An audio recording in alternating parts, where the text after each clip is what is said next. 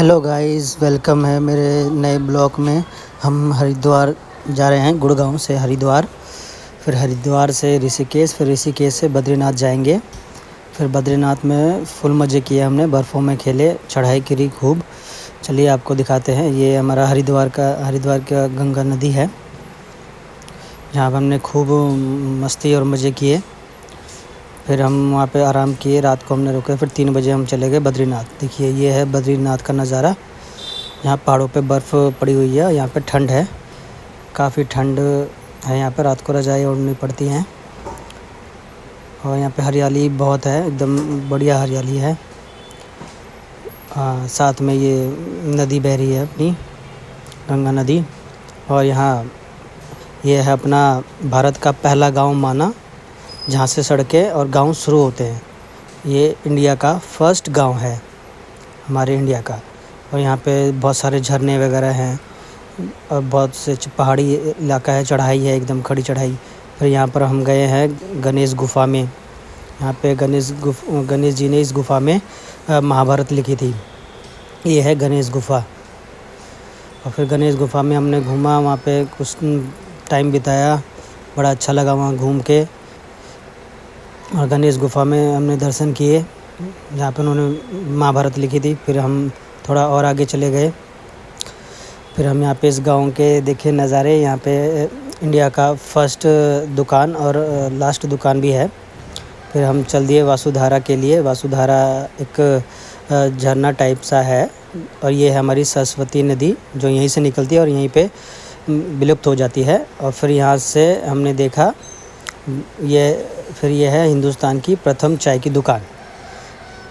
हाँ, ये चाय की दुकान है प्रथम, और ये अपना माना गांव में पड़ता है। फिर हमने यहाँ पे फुल घूमा। और ये है हमारा भीम पुल, जहाँ भीम जी ने अपना शिला उठा के फेंका था, तो ये रास्ता बना था, ऐसा कहते हैं। और ये भीम जी के पैरों के निशान हैं, पैरों और हाथों के निशान हैं, ऐसा कहते हैं लोग। और ये भीम पुल के नाम से जाना जाता है। फिर हम यहाँ से थोड़ा और आगे निकल गए वासुधारा के लिए। फिर हम अब चलेंगे थोड़ा सा घूमने आगे, और चढ़ाई है इसके बाद आगे काफ़ी सारी।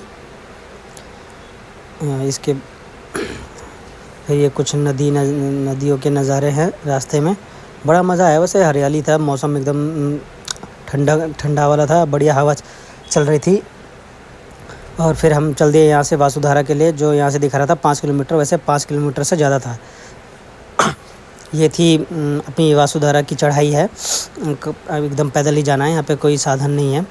तो हम गए यहाँ से, मेरे ख्याल से 10 किलोमीटर के आसपास तो हम गए होंगे चलते चलते। ये हमारे अंकल जी हैं, हम मेरे साथ में थे, जो ये चलते चलते थक गए। इनके घुटनों में तो बहुत दर्द होने लगा था, फिर भी मैंने इनको ज़बरदस्ती करके ले गया कि चलो आज हम पूरा करके ही आएंगे।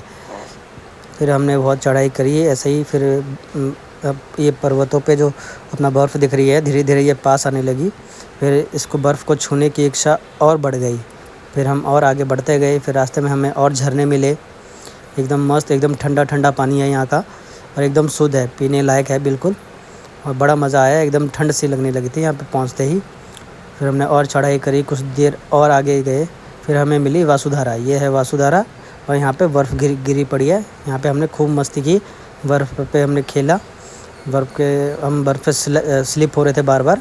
यहाँ पे खूब सारी बर्फ़ जमी पड़ी है और बहुत ठंड लग रही थी। हम इस वासुधारा में हम गीले भी बहुत हो गए थे। फिर और ये वासुधारा है, कहते हैं कि ये जिस पे गिरती है वो बंदा अच्छा होता है, जिस पे नहीं गिरती वो पापी होता है, ऐसा कहा जाता है। इसलिए इसमें हमें, मतलब इसकी छींटें हमारे पर पड़नी चाहिए, ऐसा लोग कहते हैं। फिर ये हमारे अंकल जी स्लाइड करते हुए, एकदम फिसलते हुए उतरे वहाँ से। फिर हम वापसी में वासुधारा से निकलते फिर हम जो बद्रीनाथ में हमारा आश्रम है वहाँ पहुँचे। वहाँ देखा तो हमने बादल एकदम नीचे आ चुके थे, बादल बिल्कुल एकदम पास आ चुका है। ये देखो बादलों के नज़ारे, बड़ा मस्त नज़ारा था ये, देखने में बड़ा अच्छा।